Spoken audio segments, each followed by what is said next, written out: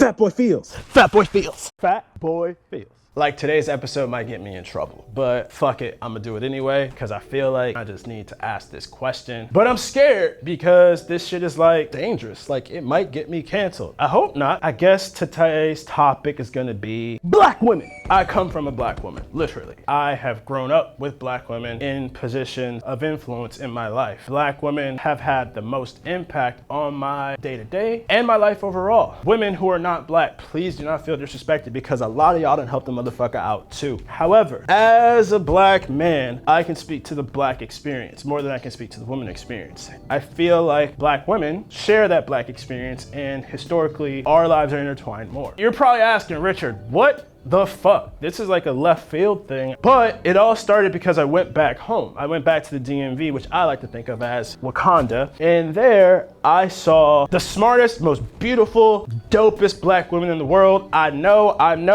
a homer. I know I might get canceled by like the women in Atlanta and Texas, but to me, black women in DMV, y'all the best. While I was there, I really started to like take a look at my mother's experience from her perspective because we just have a different way of living life. She's like 4'11", black woman who grew up before and after the civil rights movement. And we just talked about like our differences in life experiences, and they are night and fucking day. It made me think about how I live my life and how there are things I don't even think about that she has to. I'll never forget as a child, there's this time we were driving somewhere. There is a parking spot in like a crowded parking lot. This woman who happened to be white darted in front of her, even though my mother was waiting with the signal on. And I'll never forget, she cut in, and in that moment, my mother, she curses, and then she goes, "They get everything." She was referring to a white woman at the time, but she meant, in general, white people. We started talking about her experiences at work and how it wasn't until she had a black boss where she felt heard. In fact, her supervisor tried to get her removed from her office. And thank God she was okay, she kept her job. And from there on, she moved to another company where her boss happened to be a black woman. And her boss after that was a black woman, and she performed really well,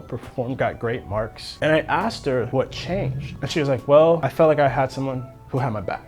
And that's sad because like her office, there were like other black people, but specifically it wasn't until she had a black woman as her boss where she felt like protected, where she felt like she could just be herself without being watched. And it was heartbreaking. It's funny because that conversation mirrors a conversation I had with a coworker who I have an amicable relationship with. She had the same issue. And I won't speak for her, but we had this really great conversation where we just both said, you know, I'm really, really happy that you're here. And it sucks because there's not much I can do to help. I've tried in my own way to highlight her and her work. And so, I felt in a way helpless because I wasn't in a position of power. And the best thing I could do is listen, but I certainly can't solve the problem. And all I can do is what I can do, and what I can do is very limited, which sucks. And so it made me wonder, what can I do to be better to and for black women? Now, please, I'm not excluding all other women, okay? Like, I need to be a better person, period. But specifically, I'm talking to black women, cis and trans, and everything else in between, on how I can be better, how I can help. Because right now, I feel kind of helpless. I look out and I see a world that doesn't value you, doesn't take you into consideration. And so, mad props to all of y'all who are rising up and starting your own companies and your own businesses, your own brands. You're empowering yourselves to like speak for and represent yourselves, and it's fucking dope. And so as I do my motherfucking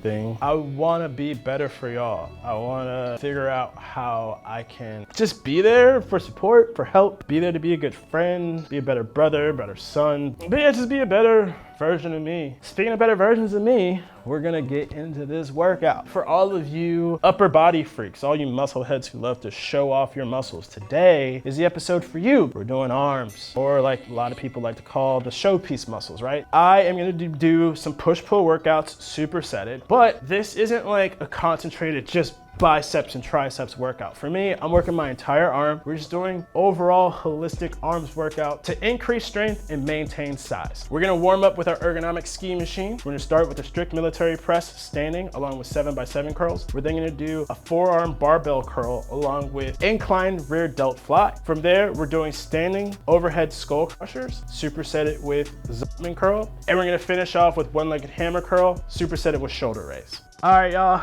let's get started with our strict press. Now, with this one, it's awesome because it's gonna work on your shoulders, your triceps, your traps, and your lats all at the same time. Honestly, if this is your first time doing this, just do the bar. Do it for 3 to 4 sets of 12. Just get acclimated to the form. Now, if you're like me, you've been working out for a little longer, you can start with a light weight to warm up, then choose an intermediate weight. Whatever you do, just please, please, please be safe. If you feel anything going wrong, drop the weight. It's not worth the risk, trust me. All right, form. We're gonna come through, slight bend of the knees, angled out. Allow your legs to really help support you during this exercise. We now wanna come through. I like to place my thumbs here, parallel to the bar and wrap around. You want your hands slightly further out than shoulder width. Now it's just gonna come here. Use our legs to get this off the bar. 3, 2, 1, up. Notice where the bar is beneath my chin. As I push the bar up, my head comes through. You don't wanna over-exaggerate this movement, okay? Do not rock when doing this. Come through there. What we don't want is this, right? That's no bueno.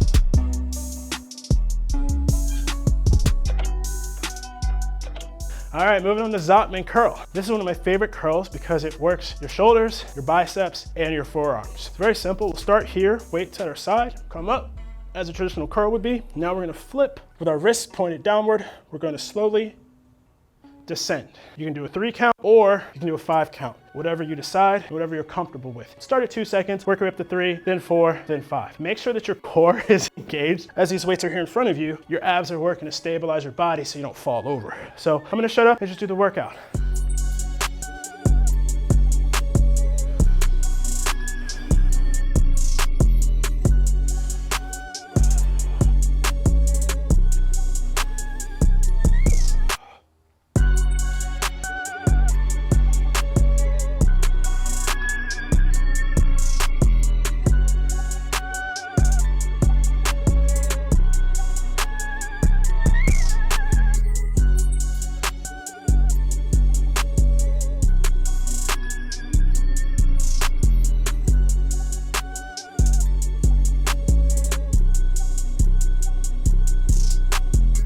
Now we're moving into our rear delt phase. We worked our rear delt a little bit with the strict press, but now I just wanna give it a little extra love. What I'm gonna do right here is just show you the easier version of hitting this muscle without doing this specific exercise. It's very simple. Come up slowly, and then you can really feel that rear delt engage along with your trap. Do this slowly and choose a light weight. Or if you're at a gym, just simply use a cable machine starting here and then coming up to your side. All right, I'm gonna start light, very light. All right, so I'm seated and I'm straddling. I'm gonna lean in with my face, pick the weights up, make out with the bench for a little bit. Just kidding, don't do that. As I bring my arms up, I'm gonna rotate my hands. So start here, and as I come up, I rotate them there.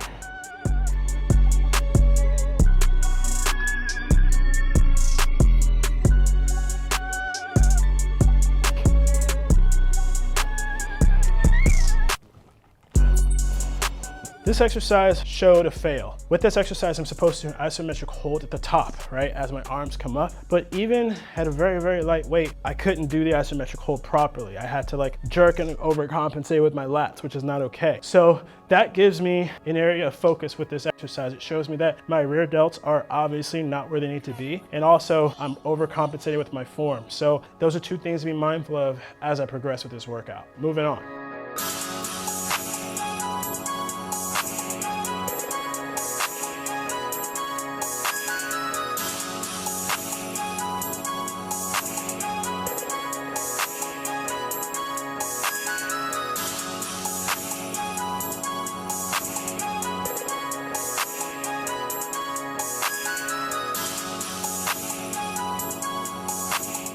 All right, guys, that was our arms workout, and a boy is tired. I'm gonna do a light stretch, go inside, have a protein shake, an apple, handful of nuts, and get ready to go to work. I appreciate y'all so much for stopping by. Please remember to like, share, and subscribe with all your friends, and check us out on all your social media platforms at Fat Boy Feels. All right, y'all, come back Thursday. We're gonna hop in the kitchen and cook a dope ass recipe. Fat Boy Feels, we out.